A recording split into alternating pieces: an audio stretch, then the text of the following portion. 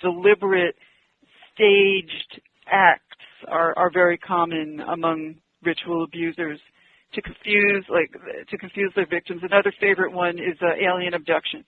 So a lot of these cult groups stage an alien abduction, and they will stage a surgery by an alien, and then they will make the victim believe that that is what happened to them, and through torture and dissociation, they will bury the memories of the cult abuse more deeply, so that now the person sounds like, that they believe that their trauma is alien abduction. And for the victim, it works because now they have a basis for all of this fear that they have. They know that they're terrified. They know they have post-traumatic stress disorder, but now they think it's all from an alien abduction, but it was a staged alien abduction. So there's a lot of sources of disinformation within the victims. As a cover, ritual abusers, and I'm wondering if they would go through the whole, costume thing, embed in their victims, actually, to them, it's a true memory, but it's of a false situation, and that is they were not abducted by aliens, but that is what they've been implanted with, and that's the cover that the abusers can hide behind. Is that correct? Correct. Okay, that's extremely common among ritual abuse survivors.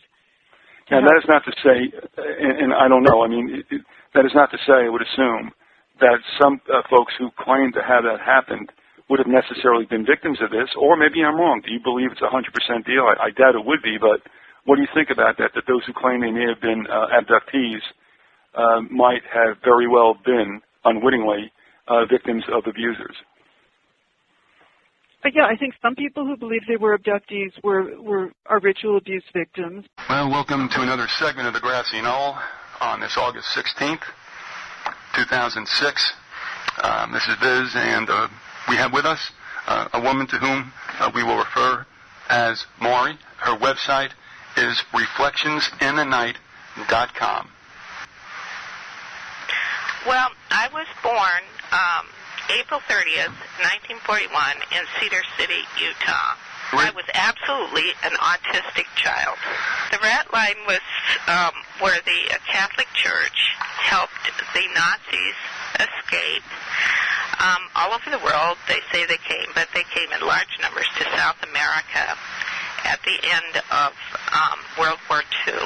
I did a lot of stuff out of China Lake and with the Jet Propulsion Laboratory. When they used me as a gray, I was with other children. Also, there were other grays there. Now, when you're saying grays, and we'll talk about this later, you're referring to, I guess, what, to represent aliens? Yes, gray, UFO. You've mentioned the grays, you mentioned the UFO hoax. Can you tell us what was all going on about that? They had out in the Mojave Desert, and I don't know how many people knew because my memory of it was that Mrs. 𝗧𝗿𝗶𝗴𝗶𝗴𝗲 was there, and I was there, and the Nazis were there. I don't remember seeing the group from JPL, but they had.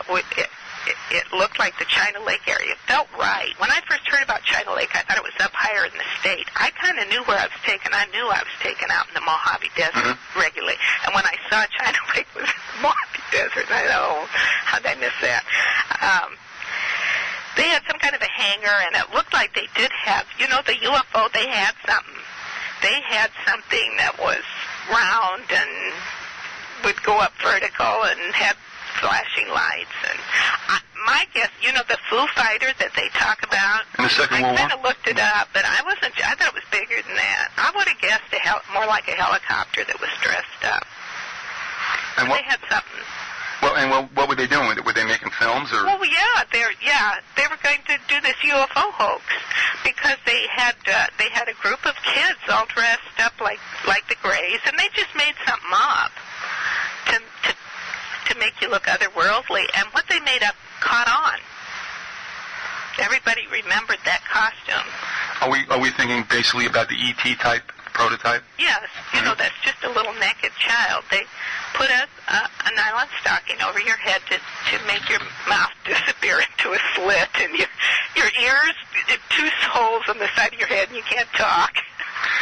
And they put goggles on. I think they originally used the World War II goggles, but they may have put that down to just the goggle lenses, because your eyes disappear too, and you just look like, you know, you don't look like anything. So, and they have you naked, but you see all the original, and they were little girls. They used little girls. They kept us thin because one of the ways they control you is to starve you. But you see all those original pictures, and they're all naked. Boy, I remember being cold is what I remember. They kept us naked out there in the desert, and it's freezing cold a lot. I just really remember being cold. Were you out there for days or weeks straight? I have no idea, because I have no idea. All the memories haven't come up on that. I don't know how much they used me. I just have some of it. You know, something may come up later, and I don't know. Well, during your lifetime and during your, obviously, memory, we had Roswell. Can you shed any light on what we know about Roswell? Well, I get a little upset when they say that some little, you know, when they say, oh, they caught the aliens and somebody died, then I start to get up thinking one of my little friends died, you know. I don't know. They didn't care whether we died or not.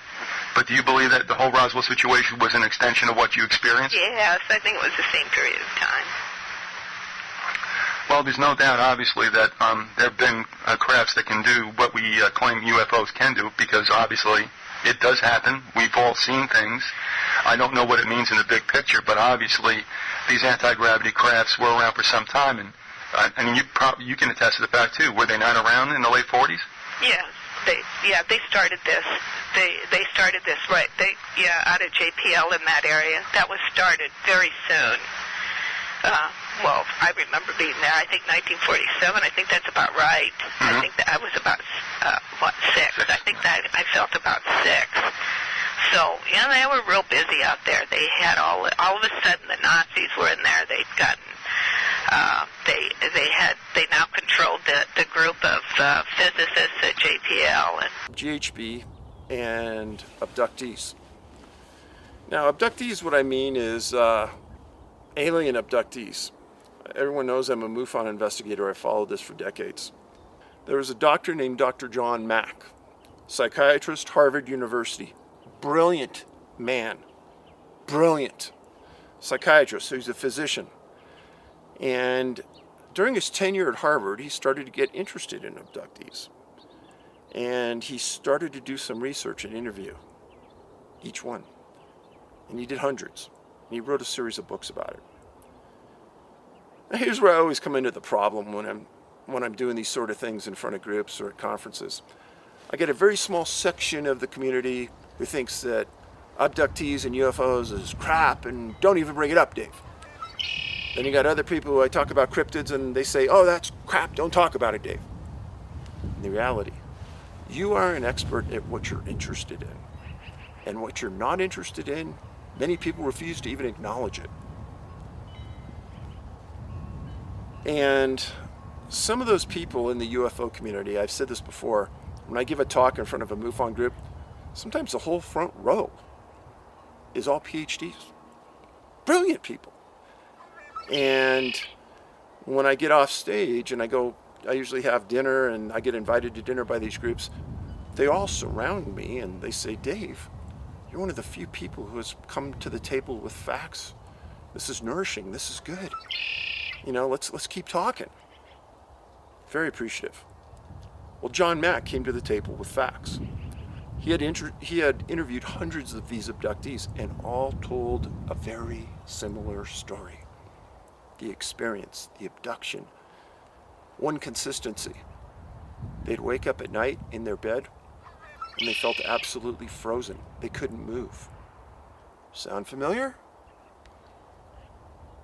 Sometimes they had loss of memory. Sometimes they didn't. Sometimes they could remember everything. Things that happened to them on wherever they were taken, claiming a ship. Some of the things that were done to them. But they couldn't lash out. They couldn't move. They felt like they were somehow frozen and their muscles weren't reacting.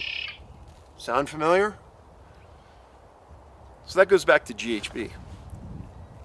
And there seems to be some linkage there. Whether people want to acknowledge it or not, there seems to be. In 2017, retired Air Force intelligence officer Richard Doty made history when he admitted on camera that unacknowledged special access projects within the military do indeed stage alien abductions to lay the psychological foundation for an interplanetary conflict sometime in the near future. We did do that, yes. OSI did that. There was a special group out of the 7602nd Air Intel Wing at Fort Belvoir that came out and did that. They had these people that had maybe some sort of defects, anatomical defects that were brought in to fool people into thinking they're aliens. Yeah. I can't give you any specifics because the program is still classified, and they probably still doing it. I wouldn't doubt it. They were still doing it. This corroborates what dozens of other insiders have disclosed to Dr. Greer, but they're too afraid to testify on camera. If you go back in time, why Area 51 really started, you learn that it was a base hidden inside of a base, nuclear weapons, and it was all about beating Stalin at his black propaganda campaign, as I write in the book, to hoax Americans in a War of the Worlds type scenario, whereby little men who looked like aliens would get out of an aircraft and the government would go crazy about it. And then Stalin would say, look, not only do we have technology better than you, but we have a better propaganda department than you. In my book, I interview a man who worked for the Atomic Energy Commission, who tells a different story, tells the story of receiving that craft at Area 51 in 1951, which is why the base is called Area 51. Oh. And that inside the craft were humans who had been altered, surgically altered to look like aliens, in a plan for Stalin to sort of twist Truman's arm, because at that time, we had the atomic bomb. When Roswell happened, we had the atomic bomb, and the Soviets did not. Can I stop you there? Yeah. When you say humans that were surgically altered to look like aliens, do you mean, so this is 1951, so Yes. you're talking about 4 years after the supposed crash. Yes. So what They had was the bodies, left? they kept the bodies. They kept the brought them. bodies. In what? And- Formaldehyde? Like what? Yes. And also because the idea was, and remember, or I can't say remember because you haven't read the book yet. Right. And I wrote this book 8 years ago. But it did really impact a lot of my thinking and working on government secrecy projects, because it makes you really consider what a hoax means and what it means to a population of people, and how the government begins to work with disinformation versus cover stories and all of that. But going back to answer your question, if you follow the logic that my source told me, that these were, modified human beings as part of a hoax. And the reason that I trust the source is because, Joe, he told me that he also worked on the program. So he had a burden to unload, right? And so if you follow that logic through, then the Bob Lazar story is that when Bob Lazar said, I saw an alien, it looked like this, it was small, it had big eyes. Those were those were the surgically modified humans that the government was doing experiments on. The source was a major player in the Manhattan Project. He went on and worked in the Atomic Energy Commission. I mean, there's a wing of a museum named after him. His accolades, his awards were so extraordinary.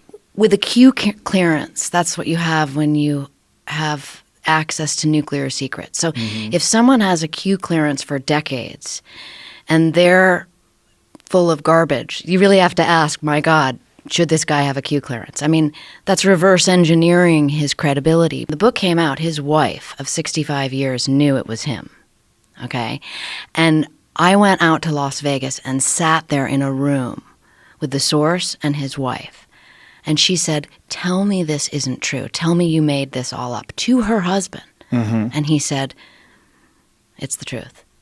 I mean, that's a triangular version of getting at the truth. But again, to reiterate, I believe he believes what he told me was the truth. That was the truth he was told. We met because I was interviewing nuclear weapons engineers who were setting off nuclear bombs in Area 51, in the Nevada test site, Area 12, Area 23. And they all said to me, you've got to talk to the top engineer of all this weaponry. And they gave me his name. And we talked for days and hours about nuclear weapons. And then, in one conversation, he began to cry and told me this story that I was like, what? He was crying because he participated in our version of the human experiments. Because what the Russians do, we do. According to him, we had a small program in 1951 where we wanted to see how the Russians did what they did, how they made human beings look like this. He said they were handicapped children. And he told me that he participated in this. So again, I mean, unless you have someone that lost their mind at age 90 and was willing to tell their wife of 65 years, I lost my mind. He had a grandchild that was born that way. And the grandchild did not live long. The grandchild died. And it made him feel so guilty about what he had done that he felt compelled to confess, if you will. And I remember saying to him, why are you telling me this? Why don't you tell a priest? And he said, a priest would judge me, and I can tell you won't.